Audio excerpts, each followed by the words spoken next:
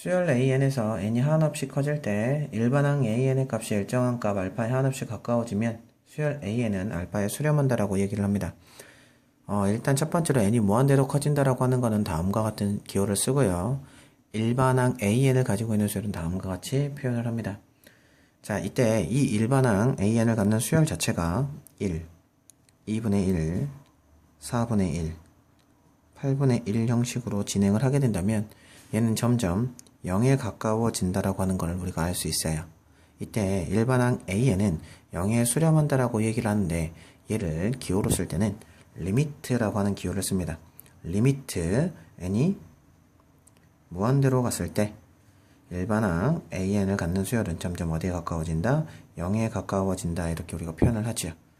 자, 이때 우리가 0에 가까워진다, 즉 0에 수렴한다라고 하는 얘기를 하는데요. 이렇게 뭐뭐에 가까워진다라고 하는 수렴의 개념이 있습니다.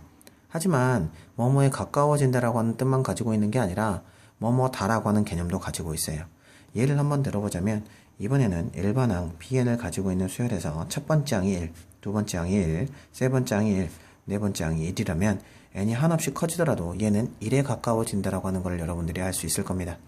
이때 역시나 기호를 쓰게 되면 리미트 n이 무한대로 갔을 때 bn은 1에 수렴한다라고 얘기를 할 수가 있죠. 자, 이때 우리는 이렇게 0에 수렴하는 값, 1에 수렴하는 값을 각각 뭐라고 하느냐? 극한값이라고 합니다. 혹은 극한이라고도 얘기하죠.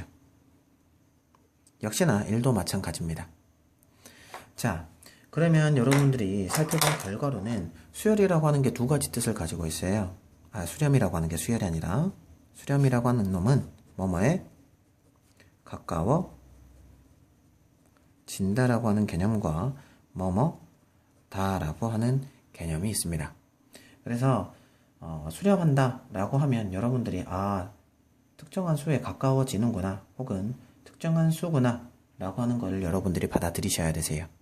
자, 두 번째로는 발산에 대해서 한번 알아볼 건데요. 발산이라고 하는 거는 수렴하지 않을 때를 우리가 발산이라고 하거든요. 이 발산의 종류는 총 세 가지 경우가 있습니다. 첫 번째로는 양의 무한대로 발산, 두 번째로는 음의 무한대로 발산, 세 번째로는 진동이라고 하는 개념이 있어요. 이렇게 세 가지 뜻이 존재하게 되죠. 발산에. 그럼 양의 무한대로 발산은 뭐고 음의 무한대로 발산은 뭐고 진동은 뭐인지 예를 들어서 천천히 한번 살펴보도록 하겠습니다. 일반항 AN을 갖는 수열에 대해서 첫 번째 항이 1, 두 번째 항이 2, 세 번째 항이 3, 네 번째 항이 4라고 한다면 n이 한없이 커지면 커질수록 수열의 값도 커지는 게 느껴지시나요? 자, 얘를 좌표 평면으로 한번 표현을 한번 해보자면, 자, 얘는 n축, 얘는 AN축이라고 할 때 1이면 1, n이 1이면 1, 2이면 AN은 2, n이 3이면 AN도 3이 되기 때문에 점점 증가한다라고 하는 게 여러분 눈에 보이실 거예요. 이렇게 한없이 크게 증가하는 것을 우리가 양의 무한대로 발산이라고 얘기를 합니다. 자, 두 번째 예로는 일반항 BN을 갖는 수열에 대해서 얘기를 할 건데요. 위의 예에서 앞에 마이너스만 한번 붙여볼 거예요. 마이너스 1, 두 번째 항은 마이너스 2, 세 번째 항은 마이너스 3, 네 번째 항은 마이너스 4라고 했을 때 얘는 점점 뭐하더라? 감소하더라 라고 하는 걸 여러분들이 느끼실 수가 있을 텐데 역시나 좌표 평면상에 한번 나타나 보자면 얘를 n축, 얘를 bn축이죠. bn축이라고 했을 때 n이 1일 때 첫 번째 항은 마이너스 n이 2일 때 두 번째 항은 마이너스 n이 3일 때 bn은 세 번째 항은 마이너스 3이 되면서 얘가 점점 뭐하더라? 감소하더라 라고 하는 걸 여러분들이 느끼실 수가 있으실 겁니다. 이것을 우리가 음의 무한대로 발산이라고 얘기를 합니다. 진동은 크게 나누게 되면 몇 가지 진동으로 나눠지느냐? 여러분들이 자세하게 알 필요는 없지만 유한진동과 무한진동으로 나뉘게 돼요. 그럼 유한진동은 뭐고 무한진동은 뭐냐 라고 얘기를 한번 해볼 텐데요. 자, 여러분들이 여기서 진동을 배우실 때 조금 주의하셔야 될 게 있습니다. 자, 먼저 유한진동에 대해서 간단하게 먼저 한번 봐볼 건데 일반항 AN을 갖고 있는 수열에 대해서 초항은 1, 두 번째 항은 마이너스 1, 세 번째 항은 1, 네 번째 항은 마이너스 1이라고 했을 때 얘는 1과 마이너스 1이 계속 반복적으로 일어나는 거죠.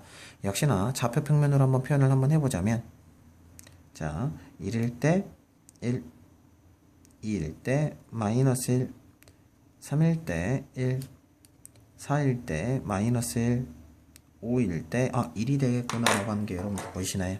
자, 얘네들은 특정한 값에 가까워지거나 특정한 값이 되는 게 아니라 이렇게 왔다리 갔다리 거리죠. 이러한 것들을 우리가 진동이라고 얘기를 합니다. 그런데 항이 1과 마이너스 1이라고 하는 두 가지 종류의 항만 존재하는 것도 눈에 보이십니까? 그래서 유한진동이라고 불러요. 폭이 일정하다라고 보시면 되겠지요. 자, 두 번째로 일반항 Bn을 가지고 있는 수열에 대해서 예를 들어서 한번 설명을 한번 해보자면, 자, 1, 첫 번째 항은, 두 번째 항은 마이너스 2, 세 번째 항은 3, 네 번째 항은 마이너스 4, 다섯 번째 항은 5. 다음과 같이 진행이 된다라고 했을 때 역시나 좌표평면상에 한번 표현을 한번 해보자면 n이 1일 때는 첫 번째 항은 역시나 1이 되고요. n이 2일 때는 마이너스 2가 되고요. 3일 때는 3이 되죠. 4일 때는 마이너스 4가 됩니다. 자, 얘네들에 대한 점에 대한 이동 방향을 봤더니 점점 폭이 어떻게 되더라? 커지게 되더라 라고 하는 거 여러분들 눈에 보이시나요? 역시나 다섯 번째 항일 때 5가 되니까 여기까지 한번 보죠. 점점 이렇게 폭이 커지면서 어떻게 돼요?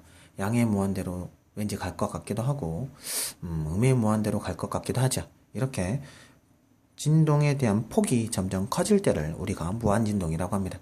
간혹 이렇게 왔다리 갔다리 거린다라고 해서 딱 보자마자 얘 진동이네 하시는 분들이 있는데 그렇지 않는 경우가 있습니다. CN을 가지고 예를 한번 들어볼까 하는데요. 자, 일반항 CN을 갖는 수열에 대해서 첫 번째 항이 1, 두 번째 항은 마이너스 2분의 1, 세 번째 항은 4분의 1, 다섯 번째 항은, 네 번째 항은 마이너스 8분의 1, 다섯 번째 항은 16분의 1이라고 얘기를 했을 때 점점 수가 어디에 가까워지는 것 같나요? 0에 가까워지는 것 같죠. 그런데 좌표 평면상에 한번 표현을 한번 해보자면, 자, 1일 때 1, 2일 때 마이너스 2분의 1, 3일 때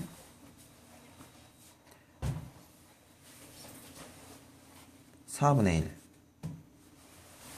4일 때 마이너스 8분의 1이니까 점점 어떻게 되죠? 점이 X축에 가까워지는 거 보이십니까?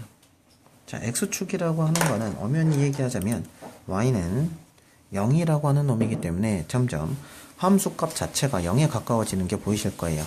그래서 이렇게 왔다리 갔다리 거리더라도 특정한 값에 가까워지는 경우가 발생하게 되는데 이때는 우리가 0에 수렴한다라고 얘기를 합니다. 그래서 리미트 n이 무한대로 갔을 때 n은 0에 수렴합니다. 즉 극한값은 0입니다. 라고 얘기를 하는 거죠.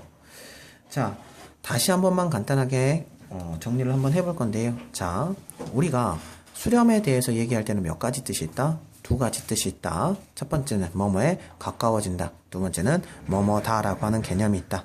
그래서 우리가 수렴은 한 가지 뜻이 아니기 때문에 꼭 이 두 가지를 꼭 명심하셔야 되는 거고요. 자, 발산의 종류는 몇 가지가 있다? 세 가지가 있다. 양의 무한대로 발산, 음의 무한대로 발산, 진동이 있는데, 자, 진동은 유한진동과 뭐가 있다? 무한진동이 있다. 하지만 이 세세한 부분은 정확하게 모르셔도 상관은 없다라는 거 여러분들이 인지하고 넘어가셨으면 좋겠습니다.